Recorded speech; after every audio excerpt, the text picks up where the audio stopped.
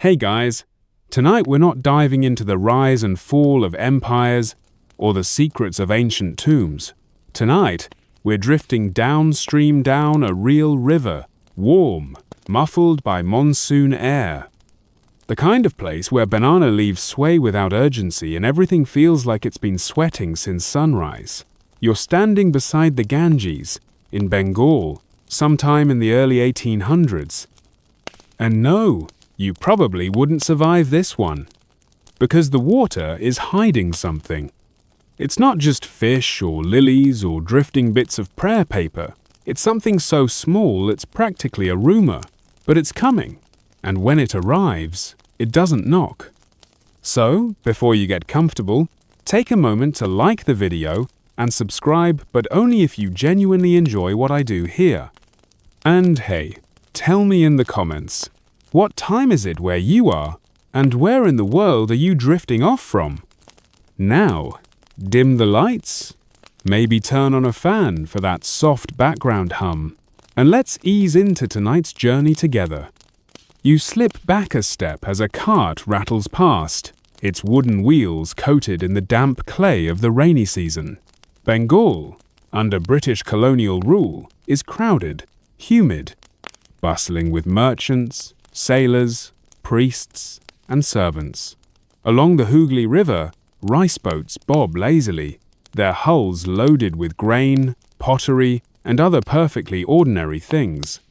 And somewhere among those sacks of rice, between the beads of condensation on every jug of water, a bacterium is boarding. Mainstream fact: in 1817, the world's first officially recorded cholera pandemic began right here in Bengal. The strain was aggressive. It thrived in water and food, especially in places where sanitation was, well, let's just say optimistic. It was called Vibrio cholerae, and it didn't need armies, just water, and people, and time. You'd think something that dangerous would arrive with drama, a bang, a headline. But no, it started quietly. A child gets sick in Jessore. A soldier vomits and doesn't stop. A temple caretaker collapses before he can finish lighting the lamps. And then it spreads, quickly, through villages, along trade routes, through ports. Soldiers from the East India Company carry it in their boots, their bedrolls, their canteens. Not because they mean to, just because they can. One by one, cities fall ill. Calcutta, Bombay, Madras. Places whose names will soon appear in British medical reports, laced with phrases like explosive diarrhea and acute collapse, words that don't scream bedtime, but for now, we'll whisper them. You walk now through a market, past stalls piled high with turmeric, betel nut, and jackfruit. The air smells of wet stone and jasmine, and something else you can't place: assault and sickness, but life goes on. It always does, even as the news grows grimmer. Quirky tidbit. Some colonial doctors at the time believed cholera was caused by bad air miasmerizing from marshes and trash. Others thought it was divine punishment. Very few guessed the truth. It was the water. The very thing everyone touched, drank, bathed in. The source of life, now quietly weaponized. You crouch beside a small canal now, where a woman is scrubbing her copper dishes. A goat bleats nearby. Children splash a little farther down, and you can't help but notice every drop they touch could be the one that slips inside and decides your fate. By 1819, cholera has crossed into Thailand, then Myanmar, then Indonesia. Ships carry it not just in water barrels, but in the bellies of sailors, unwitting vectors. No one is trying to spread it, of course. That's the scariest part. They don't even know they have it yet. By 1820, Manila is gasping. Nearly 100,000 people die across the Philippines in just months. You walk through quiet churches there, incense curling through the rafters, where priests now say prayers more often for the dead than the living. Back in Bengal, the British scramble to contain it, but their understanding is patchy at best. They close wells. They burn incense. Some hospitals refuse patients, fearing they'll taint the walls. Historians still argue whether this first pandemic could have been slowed with even basic knowledge about water sanitation. But at the time, even boiling water wasn't standard practice. After all, the water looks fine. How could it possibly kill? You pass through a British cantonment, now orderly tents, brass buttons, polished boots. The officers sip brandy. The servants fall sick first, then the cooks, then the horses. Finally, the men themselves. It becomes a pattern. The higher you are in the social ladder, the later you die. But cholera doesn't discriminate forever. Eventually, it reaches everyone. You drift next to a riverside cremation ground. The pyres burn slow, the smoke rising in thin lines like forgotten prayers. Workers toss dried cow dung into the fire. Somewhere, a conch shell blows, though even that sound feels tired now. A boy approaches the fire with a small bundle. A body, wrapped in white, too light for comfort. There are too many pyres now, too little wood, and so the river is used again. Bodies float past the docks, gently turning, like they're asleep. This, too, becomes normal. In the papers, it's called necessary disposal. Among the people, it's called no choice. And yet, in a strange way, the river seems unchanged. It still glitters under moonlight, still carries lotus blossoms and fishermen's boats and the smell of distant sandalwood. The cholera doesn't change the way it looks, it only changes the silence around it. You return to your place along the banks, watching the water slip by. You imagine the bacteria, too small to see, drifting calmly, unaware, uncaring, just following the current. The first pandemic ends around 1824. No vaccine, no medicine. It stops not because humans outsmart it, but because it runs out of places to go. For now, the Ganges flows on, quiet, wide, and patient. But you've felt the ripple, and you know this won't be the last wave. From the warm, sleepy banks of Bengal, you feel yourself carried gently across the waters now, drifting with a soft breeze westward, out across the open ocean. It feels peaceful at first, almost reassuring. But there, beneath the quiet waves, something invisible and unstoppable moves with you. The year is 1829, and the second wave of cholera is silently preparing to land on new shores. You arrive first in Russia, along the banks of the Volga. A sprawling empire, Russia at this time is vast and mysterious. Wooden houses lean together in quiet villages, smoke curling from chimneys into grey skies, where people wrap themselves in thick furs against the cold. Cholera seems an unlikely visitor here, so far from the humid warmth of Bengal. But the bacterium doesn't need tropical temperatures. It needs only human sand water. Mainstream historical fact. Cholera's second global wave began around 1829 and traveled rapidly westward, moving swiftly through Eastern Europe. By 1830, it was knocking quietly at the gates of Moscow. Doctors, bewildered and helpless, watched as people began to fall ill overnight, healthy by dinner and gravely sick by dawn. You move through Moscow's cobblestone streets, past onion-domed churches ringing softly with mournful bells. Market squares are quieter now. Fewer merchants shout their prices, fewer children run about. You hear murmured conversations, snippets of worry drifting between neighbors. Something unseen is among them, stealing lives without pattern or reason. It's easy to forget now, but back then cholera was a complete mystery.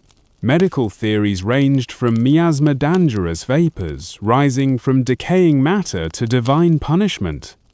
Doctors debated passionately and helplessly about invisible gases, planetary alignments, even negative moral atmospheres. No one considered the simplest culprit of all, the water everyone drank. But cholera didn't wait for understanding. It surged westward, riding canal boats and merchant caravans toward the heart of Europe. By 1831, you find yourself on the shores of Hamburg, Germania, bustling port city whose streets hum with trade and movement. Ships from around the world dock here, their hulls groaning with spices, silk, grain, and, unknowingly, something far more sinister. Hamburg's water supply is linked directly to the river Elbe, a perfect avenue for cholera's silent advance. People here live closely, packed into tenements where clean water is scarce and the streets are narrow. Cholera, of course, loves such neighborhoods. And soon, families wake to find neighbors suddenly missing, and the sounds of mourning become a daily chorus. One quirky tidbit that might keep you awake just briefly before you drift off again is that during this second pandemic, certain European newspapers suggested that cholera was actually an intentional poisoning by enemy nations or disgruntled revolutionaries. Conspiracy theories flourished, stoked by fear and ignorance. People looked suspiciously at strangers, foreign merchants, even street performers, convinced the disease had human intent behind its invisible march. You cross the Channel now, toward London, the bustling heart of an empire where the British government is slowly waking up to a reality they hope to ignore. Cholera arrives quietly, sneaking through the docks along the Thames. The river, once London's pride, is now becoming its silent enemy. You see barges unloading crates, barrels, sacks of flour, ordinary things hiding extraordinary danger. Londoners quickly succumb to panic. You stand outside churches filled with nervous crowds whispering urgent prayers. Priests call for repentance, and the streets fill with leaflets blaming moral failings for the epidemic. The real villain, the polluted water, continues flowing unnoticed. Historians still argue whether London's first severe cholera outbreak in 1832 was the turning point that finally convinced the public and medical professionals alike that disease was more than divine retribution. This was cholera's dark gift to humanity, forcing it, slowly, reluctantly, towards science. Yet even amid the tragedy, the city hummed with strange attempts at treatment. People drank mixtures of brandy and pepper, wore charms around their necks, or burnt bonfires of sulfur to chase away the imagined poisonous air. Across the Atlantic, cholera boarded ships bound for the New World. You step quietly ashore in Canada, then drift down through New York Harbor, beneath the welcoming gaze of the city's bustling skyline. In 1832, New Yorkers barely have time to understand what's happening before their hospitals overflow and newspapers list daily death tolls. Graveyards fill too quickly. New cemeteries are dug in haste on city outskirts. But New York, even then, was resilient. Amid panic, ordinary people banded together.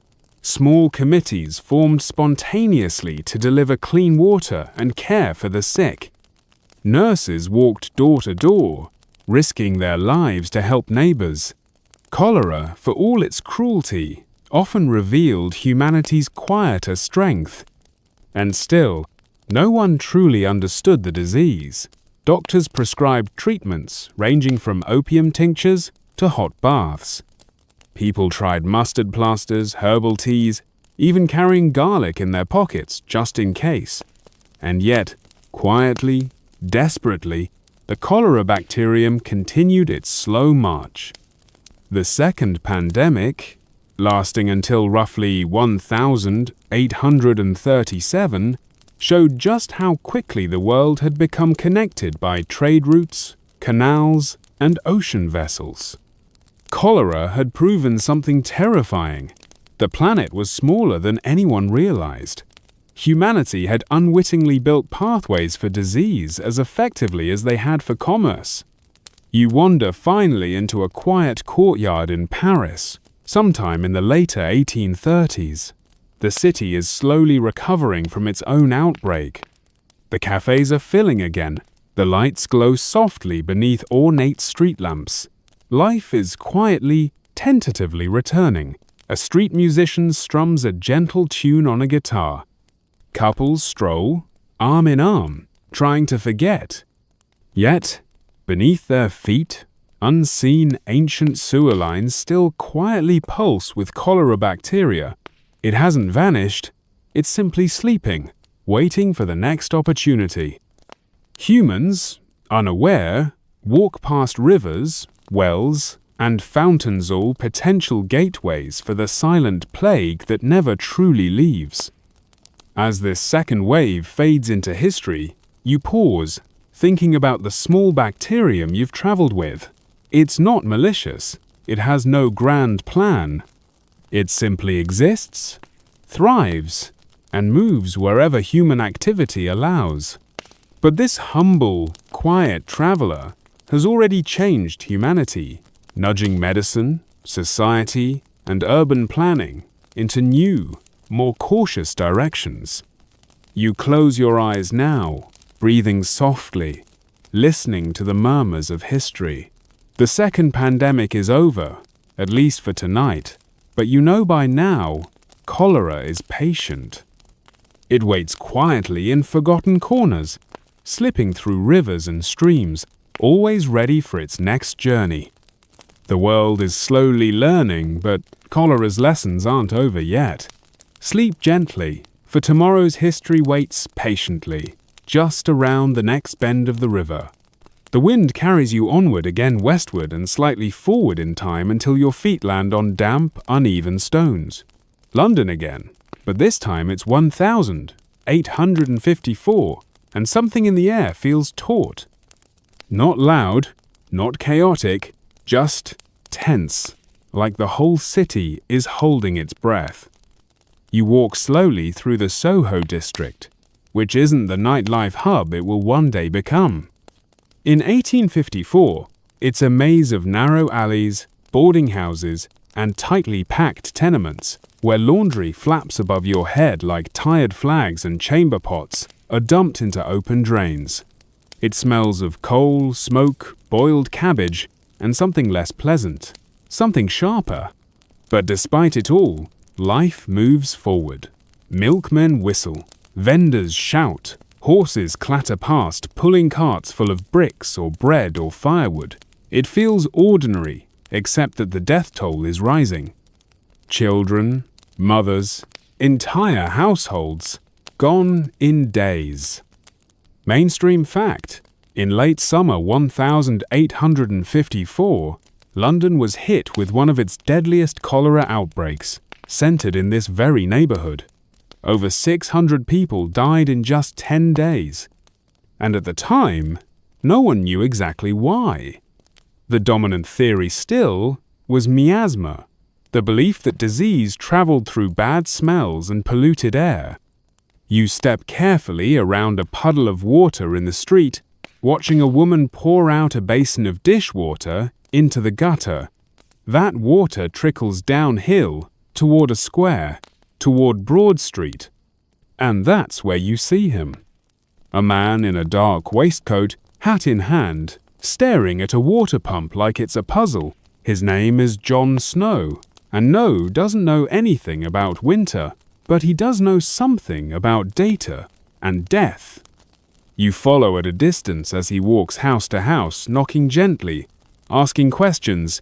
Who died? When? Where did they live? And most importantly, where did they get their water? In the age before modern microbiology, Snow doesn't have microscopes or PCR tests. He has maps and patience. He begins plotting cases on a large hand-drawn street map, dot by dot, life by life. Quirky tidbit: John Snow was one of the first to use geographic data visualization in medicine. What he created, an early infographic, really was simple but revolutionary. It showed that nearly all the deaths clustered around one single water pump on Broad Street. And yet, people still didn't believe him. You sit now on the edge of a wooden stoop, watching Snow cross-check his notes under a flickering gas lamp. His findings are clear. Families who used water from that pump died. Those who didn't lived. One family, living far from the outbreak, had water from Broad Street delivered to their home because they liked the taste. They died, too. Snow brought his findings to the local council. He didn't have the prestige. He didn't even have hard proof no one could yet see the Vibrio cholerae bacterium. But he had numbers. He had common sense. After much debate, the pump handle was removed, and the outbreak stopped. Historians still argue whether that act alone ended the outbreaker if the disease was already on its way out, but symbolically, it mattered. Science was starting to whisper over superstition, and someone was listening. You look now at that pump still standing today as a replica, a small monument to stubborn logic and quiet observation. It's not grand, no flashing lights, just a handle and a plaque. But this pump changed the course of public health. And maybe, just maybe, saved millions of lives down the road. You walk with Snow for a little while longer, watching his soft, steady movements. He's not a dramatic man. He doesn't shout. He just works. Later, he'll help develop safe anesthesia for surgeries. But this map, this pump, this momented becomes his quiet revolution. Meanwhile, you drift south, across the Channel to Florence, Italy, where another outbreak brews in the corners of old villas and open-air markets. Even with Snow's work in London, many doctors across Europe still cling to old ideas. Some cities set up incense burners to purify the air. Others fire cannons loaded with lavender to dispel the miasma. It doesn't work, of course, but the belief itself is comforting, and sometimes comfort is easier than truth. You walk the tiled courtyards of old hospitals, where nuns press damp cloths to the foreheads of patients, and the moans of the dying echo down marble halls. No gloves, no antiseptic, just devotion and linen. And you wonder, how many of these lives could have been saved with clean water? In Paris, newly planned sewer systems begin to change the game. Baron Haussmann, tasked with modernizing the city, builds wide boulevards and underground water systems. The changes are mostly aesthetic, but unintentionally, they become the first line of defense against cholera. Modern historians call this one of the first instances where urban design was shaped by disease. And so you keep walking through cobblestones and canals, past closed windows and newly dug graves. The cholera doesn't shout. It doesn't linger dramatically. It passes through, and you're left wondering what, exactly, it wants. Back in London, John Snow passes away just 4 years later, never fully knowing how important his work would become. He's buried quietly, just another name among many. But the pump remained a symbol, and slowly others begin to follow his logic. You pause beside a quiet fountain. Somewhere in the world, another cholera case is already brewing. The bacteria are already at work, in someone's cup, in someone's gut. But for now, the street is peaceful. You imagine that woman from earlier, the one who poured her basin into the gutter. Maybe she didn't know the water was dangerous. Maybe she never even heard of Jon Snow. But still, her actions helped tell a story, a map of movement, of spread, of cause and consequence. The third pandemic, stretching from the 1840s into the 1860s, becomes the deadliest wave so far, touching Asia, Europe, North America, even Australia. In some regions, entire villages vanish. In others, just a few. But everywhere it goes, cholera leaves the same calling card: silence, and then questions. You close your eyes now, seated beside that infamous pump. It's quiet, the air is cleaner, the streets are less crowded, but you still feel the weight of those mapped dots. Still see the lines connecting lives and water, illness and answers. For the first time in this journey, it feels like people might actually win. But you've seen history. You know better. You rise from the streets of London and drift again, this time not by river or railway, but by faith. The air is drier now, warmer, and carries the scent of cardamom, sweat, and incense. You are surrounded by movement not just of bodies, but of belief. Voices murmur in dozens of dialects, the rustle of robes and sandals mixing with camel hooves and ship masts. The year is 1865, and you're on the pilgrimage route to Mecca, the Hajj. Even now, centuries later, the word hums with reverence. Every year, thousands, sometimes tens of thousands, travel across deserts, mountains, and seas to perform the sacred rites. And in this century, they do it on foot, by donkey, by packed sailboat. They carry dates, linens, copper flasks, and cholera. Mainstream fact: during the fourth cholera pandemic, 1875, the annual Hajj pilgrimage became a major vector of disease spread. It wasn't intentional. No one could see the danger clinging to the rim of a shared cup or resting in a leaky water skin, but it was there, curled quiet in the liquid, waiting to move. You follow a caravan over sand-streaked ridges, past acacia trees and smoking campfires. Pilgrims chant under their breath. Some weep, others simply walk. Devotion makes them weightless, despite the heat, and behind them unseen the bacterium follows, a ghost hitching a ride on the backs of goatskins and prayer beads. At the port of Jeddah, the scene sharpens. Markets bustling, dhows bobbing on turquoise waters, the press of humanity so tight you can't stretch your arms.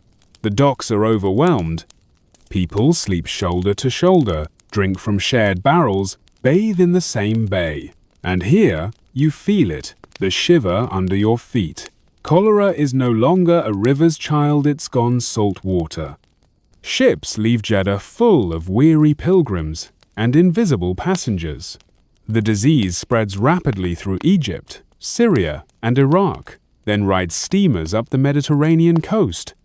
Within weeks, outbreaks are reported in Tunis, Algiers, and Marseille. And here's the irony. For many pilgrims, this was their first time aboard a ship, first time drinking desalinated water, eating stored rations, navigating modern ports. Industrialization and devotion, intertwined and between them, a bacterium that never once paused to understand either. Historians still argue whether quarantine measures at the time helped or harmed. Some ports turned pilgrims away entirely. Others built quarantine islands, tiny floating camps where people waited for weeks under the sun, with little food or shade. Disease spread anyway sometimes because of the confinement. You arrive now in Mecca, and it's both quieter and more immense than you expected. White marble, pilgrims encircling the Kaaba, chanting that reverberates in your chest. The holiness is palpable, but so is the risk. One quirky tidbit. Some officials of the Ottoman Empire attempted to disinfect pilgrims using vinegar vapor or by waving burning herbs near their faces. It didn't work, of course, but the intention was there. Desperation often walks hand in hand with ritual. You move now through the prayer halls, where bodies lie beneath thin cotton shrouds. Some made it through the rites, others did not. Death here is folded into the sacred. You feel it not as horror, but as hush. And the disease moves on. You follow it northwest, toward Constantinople, where Ottoman officials struggle to manage the influx of sick returning pilgrims. The city's air is thick with panic and politics. Cholera becomes more than a health issue. It becomes blame. Who brought it? Which province? Which border guard failed? In Alexandria, ships pile into the harbor, flags raised in warning. The British impose sea quarantines, checking each vessel for signs of disease. But the signs often appear too late. A sailor might look fine while boarding. By docking, he's already ash-grey. You pause in Naples, then drift up to Vienna, where opera houses dim their lights early, and aristocrats whisper about infection like it's a scandal. In Paris, parks remain open, but cafes half empty. The upper class begins to install private cisterns, filtering their water from rooftop tanks. They don't know the science yet, but they know enough to avoid the river. It's a pattern. Those with means survive. Those without don't. By now, you're walking through St. Petersburg, where frozen gutters snake past palaces and peasant blocks alike. The disease doesn't discriminate by geography. It flows through social cracks, pooling where infrastructure breaks down. A priest holds a funeral for 20 children at once. The church bells ring soft but often. You step inside a boarding school in Warsaw. Desks are empty. In a hospital in Hamburg, nurses scrub floors with vinegar. In a field in Anatolia, a family prays over 3 graves and 1 child still breathing. And still the water flows. But something's changing now. You notice it in the tone of medical reports, the tightening of laws, the reshaping of city streets. Paris widens its boulevards. Vienna deepens its sewers. The Ottoman Empire starts to standardize pilgrimage records and track who gets sick, when, and where. It's crude, but it's a start. And somewhere back in India where all of this began, cholera remains unshaken. Rural villages dig shallow wells next to latrines. Monsoon floods blur the line between clean and dirty. A mother ladles water from a pot her grandmother once used. You sit beside her now, watching her hands. She means well, she loves fiercely, but she doesn't know the water is killing her children. The 4th pandemic begins to wane around 1875. But the disease hasn't lost interest. It's simply taking a breath. You drift now over a planet connected by prayer, trade, and tides. From holy cities to frozen capitals, cholera has drawn a chalk line across maps and hearts alike. The world is learning, but slowly, painfully, and the bacterium doesn't mind. It waits. You lie back beneath a canopy of desert stars, the heat still rising from the stone beneath you. The night is quiet, the pilgrims are gone, but the lesson remains. Even the holiest journeys cannot escape the need for clean water. The stars above Mecca begin to fade, and the winds shift once more. You follow Theme East again, past domes and deserts, back into laboratories thick with pipe smoke and quiet ambition. The year is 1883, and the world is slowly changing. The machines are louder now, cities are larger, and somewhere between steam and streetlights, science is learning to listen. You arrive in Alexandria, Egypt sun-baked and salt-rimmed, where a German scientist named Robert Koch steps off a ship with a microscope in his luggage and a theory in his head. He doesn't wear a cape. He doesn't shout, but he carries something radical, the belief that illness might have a name, a face, a shape you can see. Mainstream fact. Robert Koch, already famous for his work on anthrax, was sent to Egypt during the 5th cholera pandemic to investigate its causes. And it was there, peering into a basic microscope, that he finally isolated the Vibrio cholerae bacterium's lender, comma-shaped, and shimmering in a drop of liquid like a tiny curved dagger. You peer over his shoulder now. watching him nudge a slide into place with a surgeon's precision. He adjusts the light, his fingers are steady, then there it is. The thing that has haunted rivers and prayers and ports for over half a century. It doesn't look like much, but to Koch it is revolution.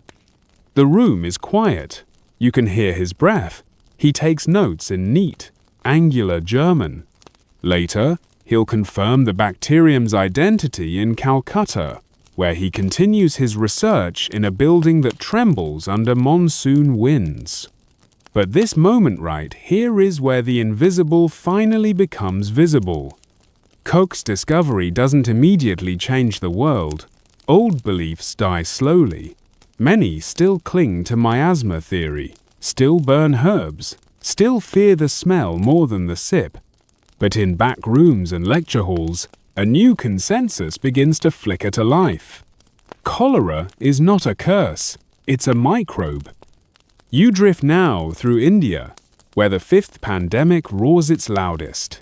It's 1,881, and the British Raj controls the region with railways and rifles but not immunity. Cholera weaves through crowded bazaars and temple courtyards. From Bengal to Punjab to Bombay, the trains that once symbolized progress now carry the sick as passengers. One quirky tidbit: colonial officials began publishing daily cholera bulletins, not unlike weather forecasts. Scattered cases in Lahore, outbreak nearing Madurai. The disease had become a statistic. But statistics don't cry. They don't carry their children to hospital gates or dig shallow graves with bare hands. In one village, you pause beside a field where a farmer wipes his brow and drinks from a clay pot. He doesn't know what cholera is. He only knows that sometimes people drink and never stand back up. He ties a red thread around his wrist for protection. His wife hangs a talisman on the door. Hope, always, comes before understanding. Meanwhile, Koch's findings make their way to Berlin, Paris, and London, where modern bacteriology begins to bloom. Petri dishes, agar plates, laboratory coats. The war on disease is getting its first real weapons. You walk down white-tiled hallways where young men in glasses adjust lenses and whisper to one another like the bacteria might be listening back. Historians still argue whether Koch's work in India helped the local population or mostly served colonial science. His team didn't stay long. Some say they studied more than they healed. But what cannot be denied is that cholera now had a face and a name to curse or cure. You follow the disease as it spreads again, to Persia, Arabia, Afghanistan. Pilgrims still carry it across desert roads, merchants bring it through mountain passes. The bacterium doesn't care about the microscope. It doesn't slow down just because someone has finally given it a Latin label. By the mid-1880s, cholera has reached Russia once more, rolling over frozen ground like an invisible frost. In some Siberian towns, more than half the population dies. Wooden carts rattle down snowy alleys, carrying bodies stacked like kindling. In France, elegant posters appear urging citizens to boil water and avoid shellfish. In Italy, city councils debate the cost of new aqueducts. In Spain, bells toll in dusty villages no one visits twice. And in the background, always, the quiet tick of progress. Cities begin to modernize their water systems. Chlorine is tested, filters improve. A few forward-thinking engineers even propose separate sewage-Linessa radical idea at the time. You sit now beside a canal in Venice, watching gondolas pass. The water sparkles, deceptively clean. A woman dips her bucket at the edge. You know what? She doesn't. Still, the city survives. The pandemic moves west, then east again, always circling. Always circling. By the 1890s, cholera has become a global rhythm. Not a surprise, but a seasonal fear, like a monsoon or a drought. In schools, children are taught to avoid puddles. In hospitals, nurses wear gloves made of waxed linen. In homes, fathers bless water jugs with whispered prayers. In Japan, outbreaks strike crowded cities like Tokyo and Osaka. In China, the disease rides the Yangtze like an old friend. In Iran, corpses are buried before sunset to contain the spread. But by now, people have begun to fight back not with incense or prayer alone, but with public health. Clean water campaigns, quarantine stations, lab reports. And still, the disease is not gone. You end this chapter in Germany, where Koch has grown older. He walks slowly now, hands clasped behind his back, passing students who quote him in textbooks. He doesn't smile much, but there's pride in the way he watches them. The battle against cholera is far from over.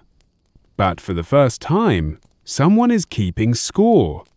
You sit on a bench outside the lab, listening to the quiet thrum of a city learning to wash its hands. Above you, storm clouds gather, but inside, the lights are on. You move forward into the closing years of the 19th century now, past laboratories and tiled hospital corridors, past telegram wires and crated microscopes, and into the dustier, noisier spaces of empire railways churning across the Indian subcontinent, crowded train stations humming like anthills. The air is thick with coal, smoke, curry, and sweat. And tucked between freight crates and travel tickets is a familiar presence. Cholera, still alive, still patient, and still boarding without invitation. The year is 1899, and you're standing on a platform in Bombay where the 5th pandemic has barely finished, and the 6th pandemic is already stretching its limbs. You can feel it like a storm still in the distance, but dragging wind behind it. Mainstream fact. The 6th cholera pandemic, 1899, 1923, would strike hardest in India, the Middle East, and North Africa, while leaving much of Europe and North America relatively untouched. The difference? Infrastructure, clean water, and a growing understanding that cholera wasn't airborne, but waterborne. You board a train, now not a sleek, modern bullet, but a steel-clad beast of wood benches and open windows, its engine coughing as it pulls away. In your carriage, families with copper pots and mangoes wrapped in cloth, businessmen in pressed cotton, women covering their mouths with scarves. Somewhere near the back, a boy vomits quietly. The woman beside him fans his face with trembling hands. The journey takes you east to Calcutta, then north to Lucknow, through station after station where hospital tents stand beside platforms like exhausted sentries. You hear whispers, "Again? Already?" But for many here, cholera is as regular as the monsoon. At one stop, a doctor boards the train-starched coat, leather bag, and tired eyes. He checks pulses, dispenses chalky powders, and murmurs small encouragements. There is little else he can do. The medicines are mostly guesswork doses of camphor, laudanum, and hope. You get off at a junction town where narrow alleys wind past temples and tea stalls. You follow a sanitation worker rolling a wooden barrel of lye. His job is to sprinkle it in gutters, to clean what can't be seen. His feet are bare, his trousers are tied with string. He hums as he works, not because he's careless, but because humming keeps fear from finding its voice. Historians still argue whether colonial cholera management helped or harmed the people most at risk. British health policies often prioritize military garrisons and upper-class neighborhoods while ignoring the densely packed slums. In some regions, entire villages were forcibly relocated, wells were sealed, bodies burned in mass pyres. Quarantine was attempted, sometimes violently, and cholera impressed slipped past every line. You drift through Mesopotamia, now modern-day Iraq, where cholera follows the rivers like an old merchant. In Baghdad, the disease tears through neighborhoods during the sweltering summer of 1908. Doctors in starched uniforms arrive late and leave early. Women in black robes whisper prayers over pots of boiled herbs. The Euphrates flows on, silver in the moonlight, indifferent. One quirky tidbit. In the Ottoman Empire, newspapers began printing daily cholera numbers, long before the idea of viral dashboards or data journalism. It was part fear, part education. But it also became ritual-like reading the weather or the latest war updates. Deaths and recoveries shared a page with advertisements for imported perfume. You drift westward toward Egypt, where the Suez Canal channels both ships and sickness. Pilgrims still pass through on their way to Mecca. Traders carry goods north toward Europe. In Alexandria, a quarantine camp is built, surrounded by barbed wire and optimism. And still, cases rise. It is here that the line between faith and fear grows thinnest. People begin to suspect not the disease, but the doctors themselves. Rumors spread that the clinics cause illness, that vaccines are poison. That quarantine is a ruse to control the poor. Panic turns to violence in some cities.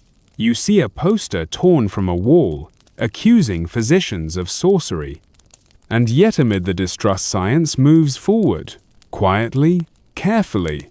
In 1910, Russia reports one of its last major cholera outbreaks. But this time, officials act quickly. Clean water stations are installed, and waste management systems are upgraded. The death toll shrinks. The disease, for the first time, seems like it might lose. In Europe, cholera barely whispers. Cities like London and Paris, now armed with proper sewer systems and treated water, stand mostly immune. The disease, once a shadow on every doorstep, now lingers mostly in footnotes and headlines about elsewhere. You pause for a moment in Vienna, where medical students sip coffee in cafes and debate Koch's work. They're young, earnest. A few scribble designs for new kinds of water pumps. One sketches a sanitary station on wheels, a traveling clinic. They don't know if it'll work, but they want to try. You walk onward into the First World War, where armies march across Europe and the Middle East, and trenches fill not only with mud but with filth. Cholera looms, but it does not explode. Why? Clean water for troops. Quarantine procedures. Education. The bacterium is still out there, of course, still drifting, but the humans are finally learning the rhythm. By 1923, the sixth pandemic is ending. But not because cholera is gone. It's because cities changed, governments intervened, and science got loud enough to be heard. You sit now beside a woman in Tehran, where the sun sets in a haze of dust and jasmine. She stirs a pot of lentils, adds herbs, then ladles out water from a clay jar. This time, the water was boiled first. Her children drink without fear. You feel the shift, a turning. But cholera is not done. You glance across the sea, toward distant Indonesia, where something is beginning to stir. A new strain. A new story. A new wave. But for now, in this twilight moment, the streets are quieter, the drains run cleaner, and a child laughs behind you, chasing a goat across a courtyard. It's not a cure, but it's something. You stand now beneath a vast blue sky, not in the dust or shadow of empire, but on the edge of a far-off island, Sulawesi, part of the lush and humid chain we now call Indonesia. It's 1961, and the coconut trees sway gently in the ocean breeze. The air is thick with salt, papaya, and something else, something strange, subtle, and too familiar. Cholera has returned, again, but this time, it's changed. This is the seventh pandemic, And unlike its predecessors, it begins not in Bengal or Mecca, not in the crowded lanes of London or the cholera maps of John Snowbutt, right here in Southeast Asia. The strain is new, different, and it has a name, L. tor. Mainstream fact: the L. tor strain of Vibrio cholerae was first identified decades earlier, in 1905, at a quarantine station in El Tor, Egypt, but it didn't cause widespread outbreaks until now. In 1961, this more resilient, less immediately deadly strain begins its slow, global journey. It doesn't kill as fast, it sometimes infects without symptoms, but it spreads further and stays longer. You walk through a small fishing village where bright boats bob in the shallows and children swim in the tide. The people here drink from wells dug decades ago, rinse rice in river water, and assume because they must that what was safe yesterday is safe today. But in this water, the bacteria wait. El Tor doesn't storm cities. It doesn't announce itself with mass death overnight. It arrives like a whisper, then lingers like a sigh. A few cases here, a few more there, days pass, then weeks, and suddenly hospitals begin to overflow not with horror, but with exhaustion. One quirky tidbit: unlike earlier strains, El Tor cholera can live in healthy carriers, people who never fall sick but still shed bacteria in their stool. It becomes a stealth pandemic, sneaking through borders undetected, an invisible passenger that only reveals itself after it's already home. From Indonesia, El Tor spreads quickly: Thailand, Vietnam, India, then the Middle East. By 1966, it reaches Africa.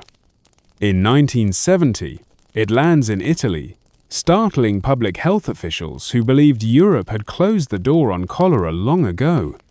You move through these landscapes like smoke, through bustling markets in Bangkok, where iced fruit drinks are sold in plastic bags knotted at the top, through the back alleys of Calcutta, where the Ganges still winds like a ribbon through the heart of a crowded, sacred, unfiltered world. Historians still argue whether El Tor was milder than previous strains or simply more strategic. It didn't kill as many, but it also didn't disappear. It turned cholera from a headline into a constant, a thing always in the background. Governments didn't declare panics, they just began whispering public service announcements and quietly adjusting water policies. In Sudan, you see field nurses with cardboard record books, tracking case counts under the shade of canvas tents. In Peru, decades later, you sit beside a radio broadcaster who calmly reads out the latest numbers between soccer scores and market prices. Yes, cholera reaches South America again in 1991. It strikes Peru, having crossed the Pacific in a way no one quite expected. It spreads rapidly along the coast, affecting over 300,000 people in its first year. And this time, public health efforts are faster, but not fast enough. The people here drink from cisterns and open barrels, use water to wash, produce, to cook, to cool down under the sun. And with El Tor, that's all it takes. You walk into a school courtyard where children eat boiled cassava under a jacaranda tree. A teacher holds a chart explaining safe water storage. There are cartoons of smiling bacteria with frowns drawn through them. But even here, in this quiet moment, you see the water jug's lid askew. A single fly lands on the rim. That's all it takes. Meanwhile, researchers are in full swing. Vaccines are being developed, some promising, some fleeting. You pass through labs in Tokyo, Geneva, Boston. Each has test tubes lined up like hopeful prayers. But cholera, ever sly, remains just out of reach. New strains emerge. The bacteria adapt. In the 1990s, the WHO begins a global campaign. Water, sanitation, hygiene wash, they call it. Not a cure, a strategy. You walk beside engineers installing chlorinated taps in refugee camps, aid workers handing out oral rehydration salts, packets that save lives silently, one sip at a time. And then you're in Haiti, 2010. The earth has just shifted an earthquake that crumbled buildings, severed roads, and left thousands dead. But what followed was worse. In the makeshift tent cities and crumpled plumbing systems, cholera returned like a ghost. Not from within, but from without. Mainstream fact: scientific investigations later concluded that peacekeepers, recently arrived from Nepal, had introduced L-Tor cholera into Haiti's water systems specifically through a leaking sewage pipe near a tributary of the Artibonite River. What began as an accidental contamination spiraled into an outbreak that infected over 800,000 Haitians and killed nearly 10,000. You sit now beside the riverbank, watching the brown water move slowly. Children play nearby, laughter echoing over stones. A mother draws a bucket unaware. It's always the same, not negligence, not recklessness, just the invisible weight of poverty, of infrastructure long denied, of choices made elsewhere. Cholera, by now, is woven into the fabric of human systems, not just health, but justice, borders, disaster. The places it strikes are rarely accidental. And yet, there is hope. You enter a clinic in Dhaka, Bangladesh. It's brightly lit, walls painted pale yellow. Here, the International Center for Diarrheal Disease Research sees thousands of patients a day, many with cholera. Their survival rate, over 99%. A nurse adjusts an IV bag. A child sits up after rehydration, blinking slowly, then asks for food. One quirky detail: the cholera cot, a plastic sheeted bed with a hole in the center and a bucket, beneath is one of the simplest, most efficient tools in cholera care. It allows fluid loss to be measured precisely, replacing every drop. It looks like a camping cot, but it saves lives by the thousands. You leave the clinic and walk past a street vendor washing mangoes in a steel bowl. You pause, and he smiles. You don't eat one, but you smile back. Because the seventh pandemic isn't over, L-Tor still lingers in Yemen, Somalia, Mozambique, and beyond. It sleeps in floodwaters, waits in camps, moves when people must move. And yet it is met now with speed, knowledge, and compassion. You sit at the edge of a jetty now, feet dangling over warm water. You've followed cholera for 2 centuries. You've seen it change. You've seen us change. It hasn't left, but neither have we.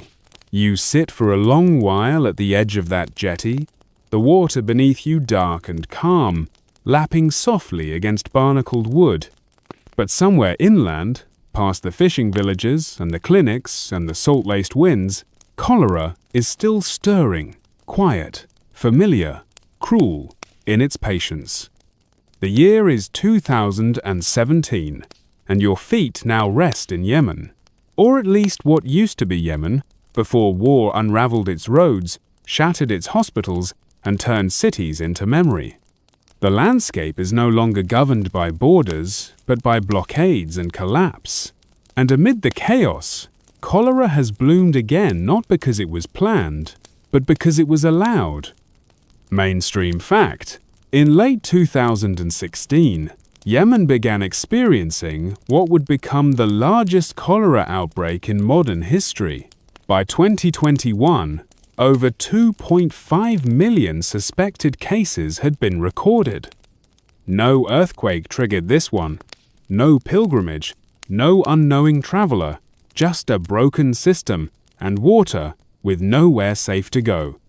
You walk now through Sana'a, the capital, or what's left of it. Bullet holes pock the walls. Plastic sheeting hangs in place of glass. You pass children walking barefoot, carrying jugs larger than their torsos to a distant pump that may or may not still be running. The sanitation network has collapsed. Trash piles up beside bakeries. Latrines overflow into alleyways. The war has done what no germ could ever do on its own. It created the perfect host. You sit on a broken curb and watch a truck roll by with a blue UNICEF logo painted on the side. It stops. People line up. Water is handed out cautiously, carefully. A woman dips her scarf in the jug, lets her baby suck the moisture from its fringe. She doesn't ask for medicine. She asks if it's clean. One quirky, aching detail. In some regions of Yemen, people began boiling water, not for cholera prevention, but to make it taste less like fuel. That's what's left of the pipelines. That's what passes for potable. It's not a matter of hygiene, it's survival. You drift now to Bangladesh, where monsoon rains flood entire villages. Corrugated rooftops shimmer in the heat. And beneath the water, sewage mixes with rain, soaks into everything. Floorboards, food stalls, school shoes. Children play on bamboo walkways above the sloshing sludge, their laughter so casual you forget for a moment that they're at risk. But the cholera doesn't forget. You visit a hospital ward in Chattogram, where IV bags sway like wind chimes in the humid air. Nurses move quickly, skillfully. A child lies on a cot, wrist limp in her mother's hand, but she will live. The oral rehydration therapy works, the IV fluids work, and the doctors know what they're doing. Historians still argue whether the 7th pandemic ever truly ended. There was no date, no bell. Just a long tapering off in the places that could afford plumbing, and a long lingering in the ones that couldn't. You now drift west, back to Haiti, where the memory of cholera is fresh. In 2018, 8 years after the outbreak began, the last reported case appears. The country breathes cautiously. But the wells still run shallow, the rains still drag debris through gutters. It would take only a spark, a leak, a single spore of contamination, and it would all return. In Mozambique, cholera follows cyclones. In Nigeria, it rides the backs of refugee flows. In Ethiopia, it lives in dusty camps beyond the reach of plumbing. This is the nature of modern cholera. Not global apocalypse, not biblical plague, just persistence. It waits where systems fray. You pause beside a medical tent in the Democratic Republic of Congo. The sun is brutal, but inside the tarp shadows, a nurse wipes a forehead, hooks an IV, and speaks softly in Swahili. There is no panic here, no wailing, just routine. Cholera is part of the job. And then you hear it, a small child singing to himself. A melody with no words, just rhythm. He is waiting his turn, sitting on an overturned crate, legs swinging. He smiles when you look at him. His sister died last week. But no one says that out loud. You move again to places harder to name. Slums on the edges of sprawling cities. Refugee camps that have stood so long they're towns now, with makeshift economies and roadside barbers. In Dhaka, you see buckets of bleach water on every corner. In Caracas, people boil rainwater collected in rusted barrels. There are no newspaper headlines. No international press corps parked outside. But cholera is still here. It just doesn't make the noise it once did. You walk past a schoolroom in South Sudan. The blackboard still holds yesterday's lesson, how to wash your hands. Beneath it, stick drawings of soap and water and bacteria that look like grinning snakes. The children recite the steps like poetry, but the faucet has been dry for 2 days, so they practice with air.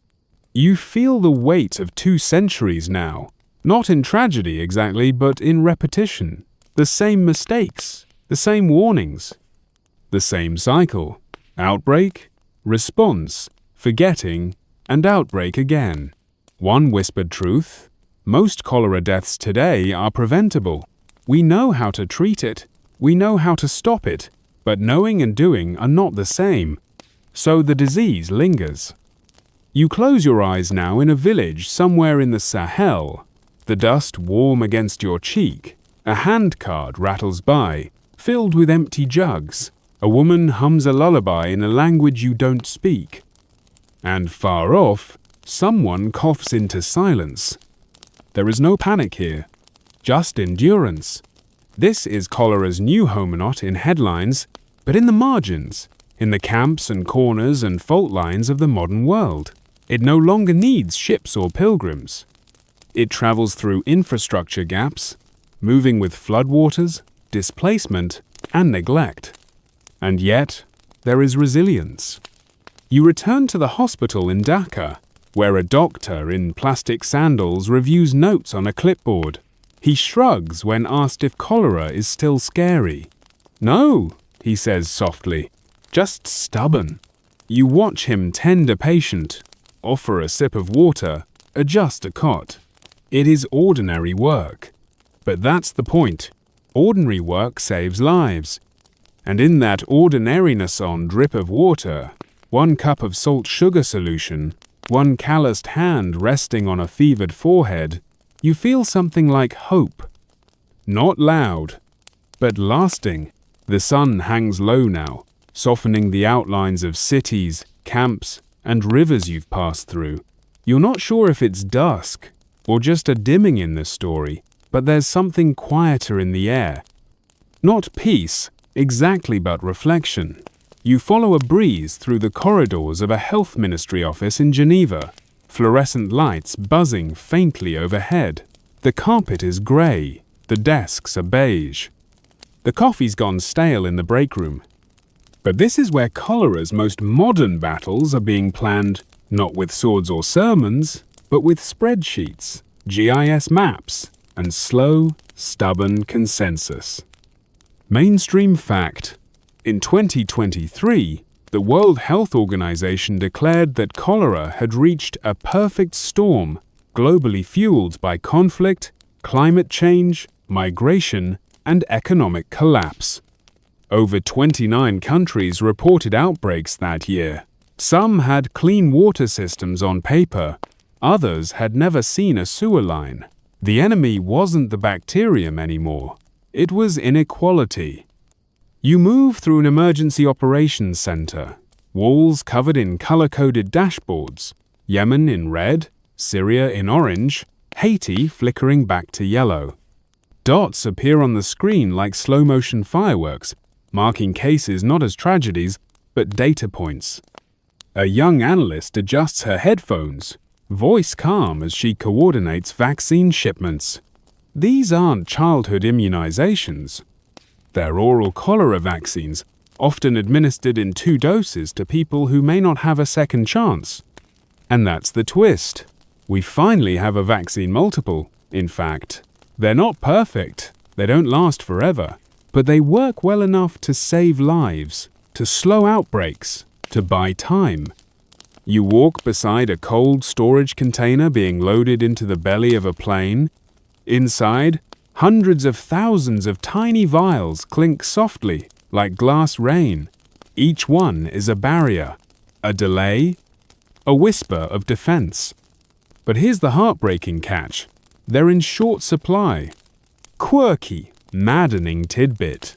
In 2022, the global stockpile of cholera vaccine, the one meant to protect millions, ran low enough that public health experts had to ration it, giving only 1 dose per person instead of 2. Not because of science, because of money, because of manufacturing capacity. Because when cholera doesn't threaten rich countries anymore, it quietly slips down the funding list. You drift now into a lab in South Korea, where scientists are working on a next-generation vaccine longer lasting, easier to store, maybe even single dose. The whiteboards are full of equations. The lab mice are asleep. The ambition here is quiet, focused. It smells like ethanol and early promise. Meanwhile, in Kenya, an outbreak strikes the Garissa refugee camp, home to thousands displaced by conflict. Aid workers move between tents with clipboards and sachets of oral rehydration salts. The heat is dry, the water is limited, but the training is solid and the deaths remain low. You pause beside a teenager filling jerry cans at a chlorinated water tap. He wears a tattered football jersey and sings to himself, a little off-key, but bold. Around him, children splash in puddles that would have once been dangerous but now are just puddles. Historians still argue whether cholera will ever truly be eliminated. Technically, it's possible. The bacterium can't live in salt water.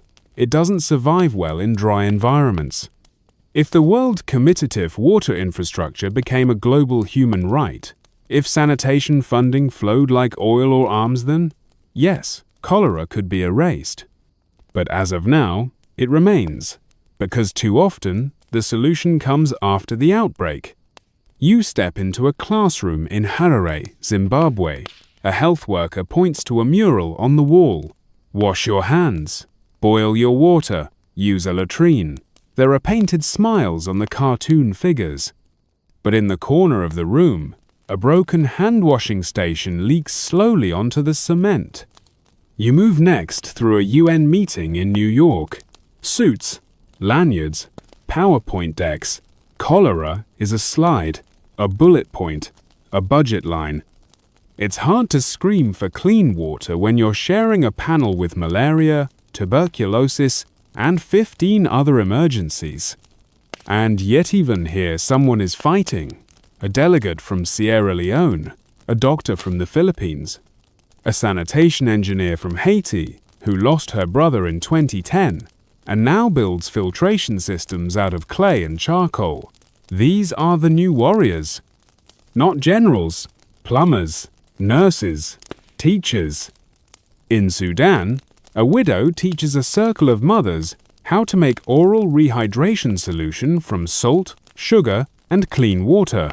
She measures carefully, 2 fingers pinch of salt, a palm of sugar. Clean is a formula.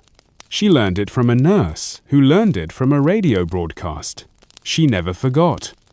In Nepal, engineers race to fix a pipe burst after monsoon flooding. The water runs dark at first, then pale, then clean. They cheer softly not because the crisis is over, but because they beat it this time. And in Iraq, after a wedding, a young man takes leftover cake and fresh bottles of water to a nearby shelter where families displaced by war are camped. He doesn't speak, he just offers. Because clean water is more than sanitation now, it's solidarity. You sit one last time by a quiet river, maybe the Nile, maybe the Ganges, maybe the Artibonite. The names shift, but the water stays the same. Sacred, useful, dangerous, beautiful. You think of all the lives cholera has touched, all the cities reshaped, the cemeteries, the breakthroughs, the superstition, the science. It's not just a story about disease. It's a story about how long it takes for humans to learn to protect one another and how often we forget. But every time someone teaches a child to boil water, or installs a public tap, or refills a vaccine cooler in the back of a truck under the glare of desert sun, the story shifts. We may never erase cholera entirely, but we know how to keep it from winning. And that's worth remembering. You sit with this memory now. All of it. From Bengal's sun-baked shores to London's clattering carriages. From the crowded docks of Jeddah to the cold water stations of Yemen. 2 centuries of footsteps in dust. Footprints beside wells. Hands dipped in buckets. Ladles raised with hope. All of it folding around you like the soft weight of a heavy blanket. The story of cholera isn't loud at the end. It doesn't crash to a conclusion. Instead, it settles like sediment at the bottom of a clay jug, like hush in a prayer room after candles are blown out. Still, you're not quite ready to leave. You find yourself in a small village now. The sun is low, casting long golden shadows across square houses made of mud and brick. A woman is boiling water over an open fire, fanning the smoke gently with one hand while bouncing a baby on her hip with the other. A little boy rushes up behind her, clutching a plastic bottle like treasure. He shouts something joyful. She laughs, scolds him with a glance, and pours the boiling water into the jug to cool. This is what prevention looks like. Not a medical miracle, not a government decree, just a mother, a pot, and enough knowledge to keep a child from dying. Mainstream fact. As of today, cholera remains endemic in over 40 countries. Millions are still at risk, not because the disease is strong, but because systems are weak. Cholera doesn't ask for permission to return. It just looks for gaps in plumbing, in funding, in memory. You walk through a clinic built with corrugated walls and shade-cloth roofs. It smells of antiseptic and mangoes. There's no electricity today, but the nurses work anyway. A child moans gently on a cot. Her mother rubs her forehead with a cool cloth. Outside, a teenage volunteer is teaching 3 younger boys how to make ORS from scratch. Salt, sugar, water, stir. You smile. It's not flashy, but it works. You remember the earlier pandemics? The panic, the miasma masks, the goat sacrifices, the water maps, the graveyards that filled faster than records could be kept, the chalk X's on doors, the whispered prayers into stone ears. But something changed.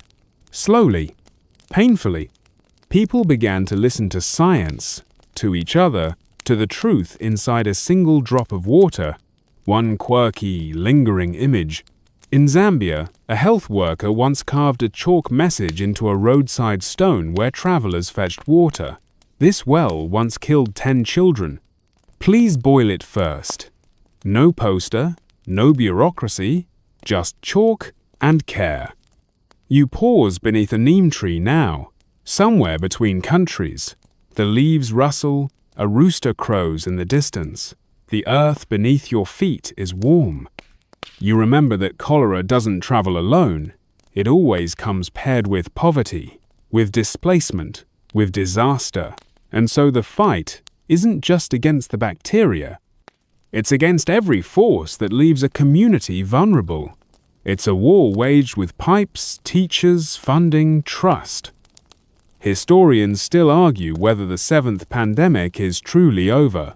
El Tor continues to shimmer in rivers, hide in wells, wait inside plastic tanks left too long in the sun. It's quieter now, but it's not gone. You think of the people who spent their lives trying to end it.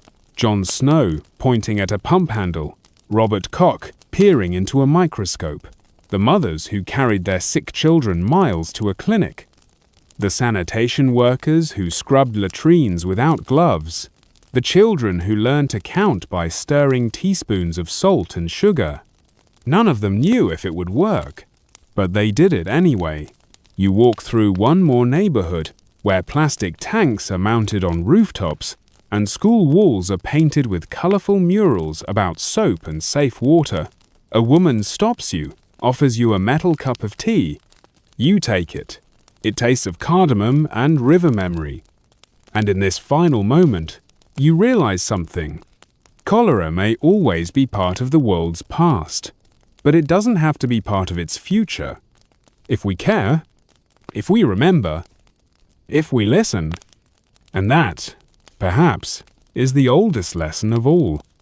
So now, wherever you are tucked in bed, curled beneath a blanket, listening to this as the night folds around, you let yourself breathe a little slower. Let the weight of the story settle, not like fear, but like understanding.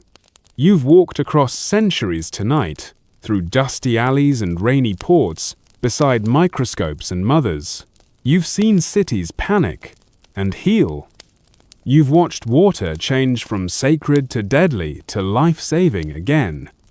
And through it all, you've followed something strangely human, not the disease, but the response, the compassion, the curiosity, the persistence. Close your eyes now and imagine a quiet courtyard, warm with lantern light. There's a well at the center, but this one is safe. The water is clean. Children splash their hands and laugh. A dog dozes under a tree. A nurse walks by with a folded paper packet of rehydration salts in her pocket and a tired smile on her face. The world isn't perfect, but it's learning. And tonight, so are you. So rest easy. You are part of a species that keeps trying even when it fails, even when it forgets, even when the wells run dry. It tries again. Sleep well, friend. The rivers are quieter now. The ears are still listening. And tomorrow, there will be more stories.